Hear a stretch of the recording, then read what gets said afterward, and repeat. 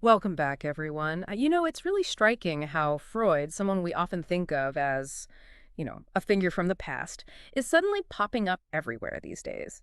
And you guys specifically requested a deep dive into this whole Freud revival, especially as it relates to American politics, which, let's face it, means we've got to talk about the election and Trump's Yeah, influence. it's a real phenomenon, isn't it? Almost like as a society, I guess, we're reaching back into history to try and make sense of what's going on right now. Exactly. Like, where do we even begin to untangle all of this? Luckily, we've got some incredible sources to guide us. Oh, for sure. We've got Elizabeth Brunig's Atlantic piece, Freud is Having a Moment, that really sets the stage.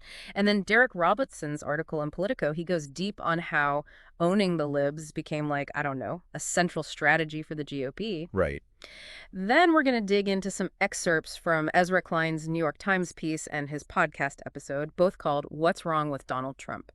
And to wrap things up, we've got Merv Emery's essay from The New Yorker, What Does Freud Still Have to Teach Us? I'm particularly fascinated by how Emre tackles Freud's later work. The stuff where he's really wrestling with these big societal anxieties and how that might shed light on what we're seeing today, not just with Trump, but in all these other areas where people are bringing Freud back into the conversation. Well, let's jump into that then, because you're right, it's not just politics, is it? Like Brunig's piece points out how people are using Freud to understand, well, everything really, from the pandemic to the war in Ukraine, even debates about gender identity. It's like he's become this, I don't know, universal decoder ring for the 21st century. Yeah, and I think that actually speaks to something really fundamental about Freud's ideas. Huh. At his core, he was trying to understand those hidden forces, those things that drive human behavior, both individually and as a whole society.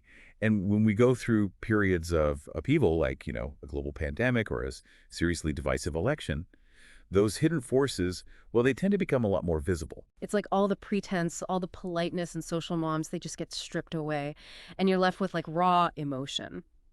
Which brings us to Brunig's argument about Trump's appeal and how it goes way beyond just disagreeing on policy. She talks about this, and this is a quote, libidinal desire for domination over one's enemies as a key factor. It's not just about winning, it's about crushing your opponent. Hmm.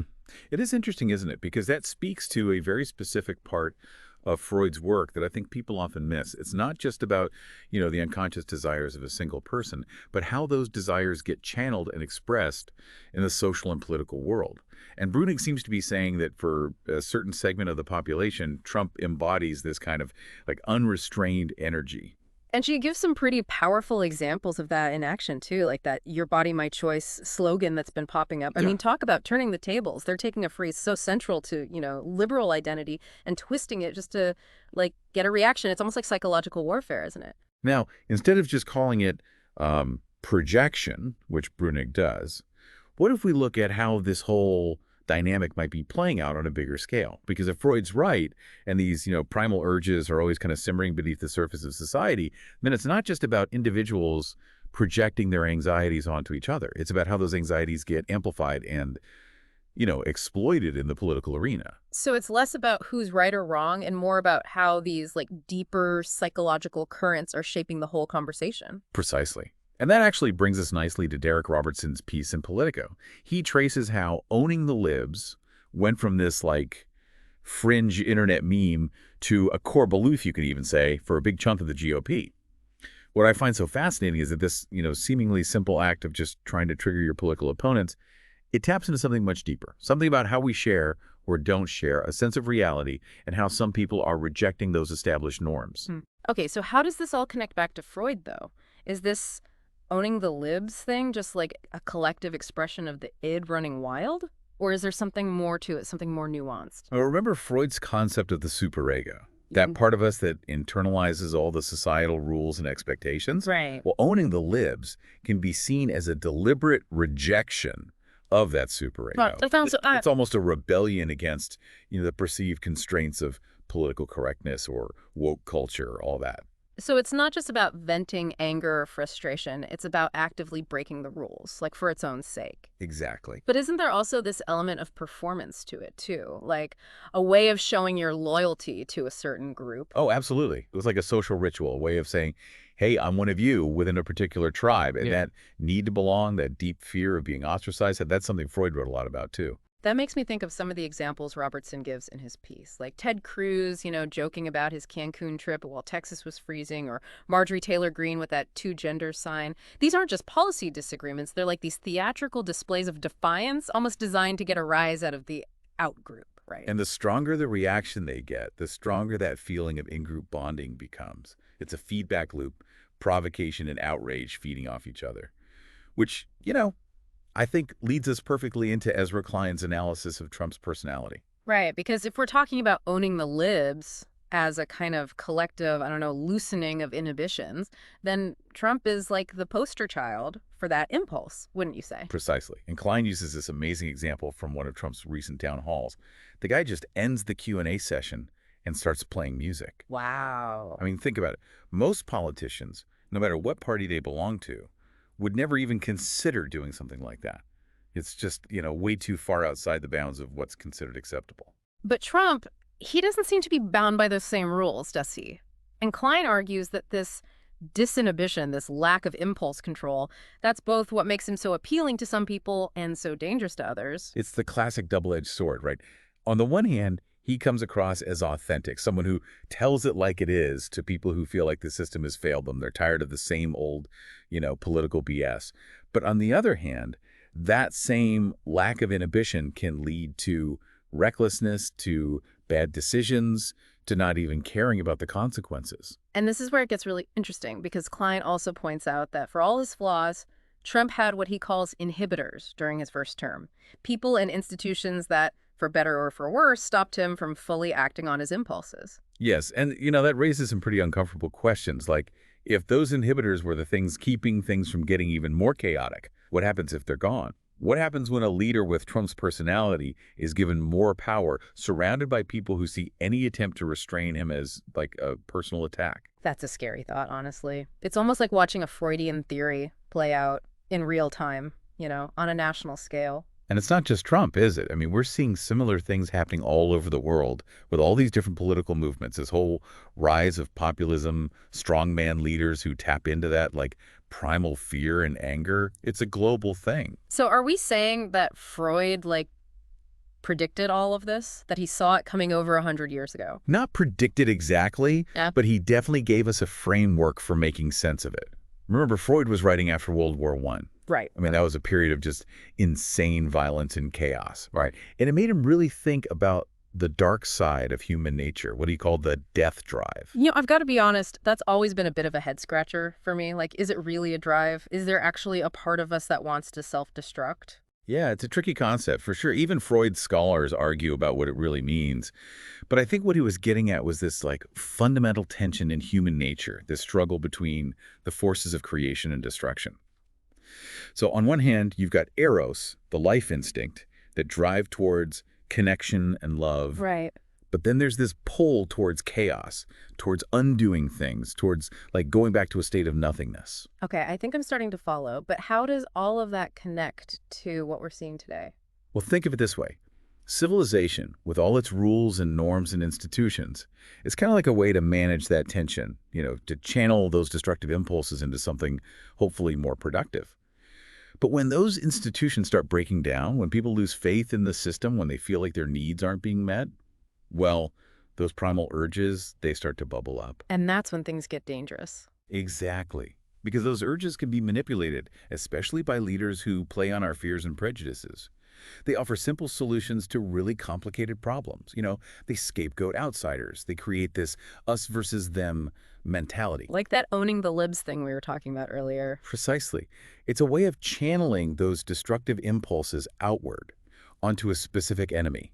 And it creates this really strong feeling of like in-group solidarity, a sense of being right and morally superior. But doesn't that just make the whole problem worse? I mean, doesn't it just keep the cycle of division and conflict going? Absolutely. It's a self-fulfilling prophecy. The more you demonize the other side, the more justified you feel in your own anger and aggression. And the more likely you are to support leaders who promise to, crush your enemies. So where does that leave us? If Freud's right about this tension between eros and the death drive, are we just doomed to keep repeating these patterns of violence and destruction? That's the big question, isn't it? Now, honestly, Freud doesn't really give us any easy answers. In his later work, he actually gets pretty pessimistic about the future of civilization.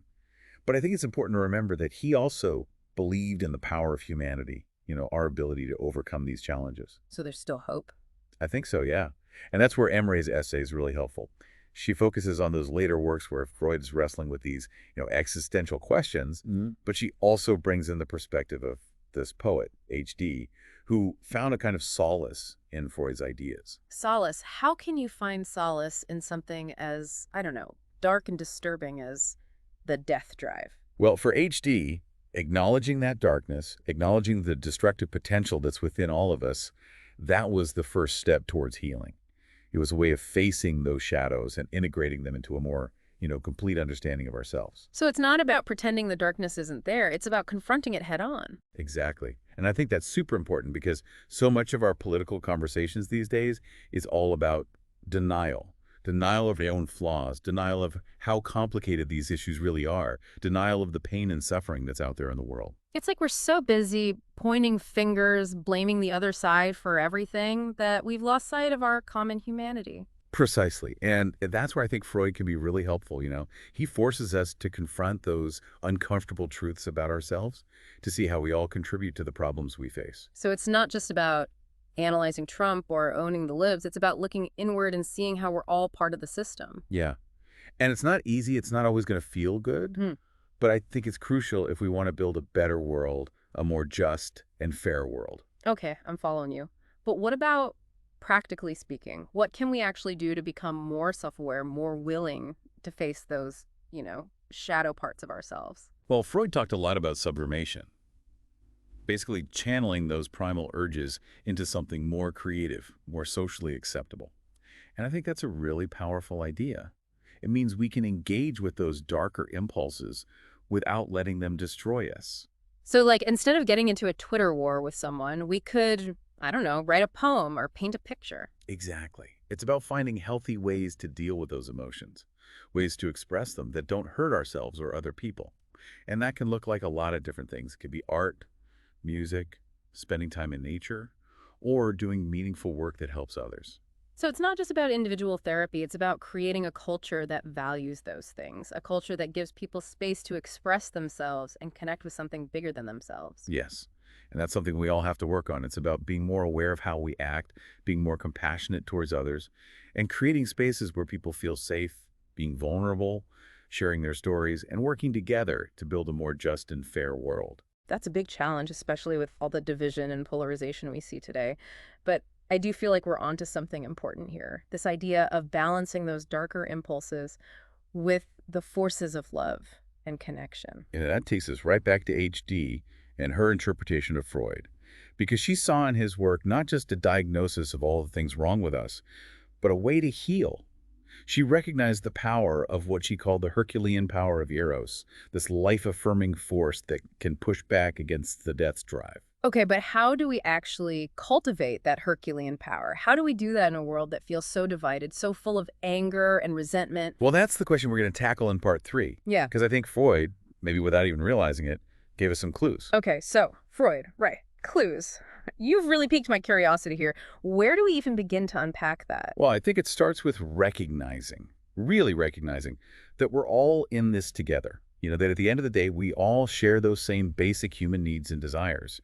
Even the people we might, totally disagree with politically. So instead of like automatically demonizing the other side, we should at least try to understand where they're coming from. Exactly. And that doesn't mean, you have to agree with their behavior or even their viewpoints. But it does mean remembering that they're not some, alien species or something. They're people, just like us, driven by those same fears and anxieties. So empathy, basically. Yeah, empathy is huge. And honestly, it feels like it's in short supply these days, especially when you look at how polarized our political discourse has become. We're so quick to judge, to condemn, we've lost sight of that shared humanity. And that's where I think art and culture come in, right? Because they can help bridge those divides. They can help us see the world through someone else's eyes, even if we don't agree with them. And they can help us connect with our own emotions in a way that, like, goes beyond just politics. Absolutely. Art reminds us what it means to be human, to feel compassion, to experience beauty, to connect with something bigger than ourselves. And those are the things that can help us resist that pull of the what was it, death drive To choose love over hate, creation over destruction. Exactly. It's a powerful message, and I think, honestly, more relevant now than ever. Well, this has been a fascinating deep dive. I mean, really fascinating. We've gone from like owning the libs to the death drive to this Herculean power of arrows. And hopefully, our listeners have come away with a better sense of why Freud is still so relevant today and how his ideas, even the really challenging ones, can help us make sense of these crazy times. It's definitely given me a lot to think about, and I have a feeling this isn't the last time we'll be talking about all of this. Oh, I doubt it. The human psyche is, well, it's an endless mystery, isn't it? Always more to discover there. That's for sure. Well, thanks for joining us on this journey, everyone. And until next time, keep diving deep. And keep searching for those moments of connection, beauty, and meaning wherever you can find them.